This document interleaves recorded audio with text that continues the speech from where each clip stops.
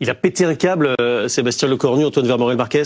Non, mais il a pas pété un câble, il a simplement dit ce qu'il fallait dire, que c'était ignoble ce qui se passait et que les propos de Mathilde Panot n'étaient pas à la hauteur. Moi, j'ai mal à la République quand je vois un député de la Nation porter une écharpe, comme le fait Raphaël Arnaud, avec des militants de la Jeune Garde, en embauchant un collaborateur parlementaire, parce que ce sont les collaborateurs parlementaires, il faut le dire aux téléspectateurs, ce ne sont pas des fonctionnaires. Chaque député choisit, c'est un contrat de droit privé, son collaborateur parlementaire. Et d'ailleurs, qu'est-ce qu'un collaborateur parlementaire d'un député du Vaucluse fait le jeudi soir à 17h30 à Lyon avec la Jeune Garde? Moi, je peux vous garantir que mes collaborateurs parlementaires, sur leur temps de travail, ils sont pas dans une autre circonscription avec un autre mouvement pour aller taper, tuer ou s'en prendre à des militants. Et moi, je pense aujourd'hui que Raphaël Arnaud, comme le groupe de la France Insoumise, doivent se poser leur question de la responsabilité politique.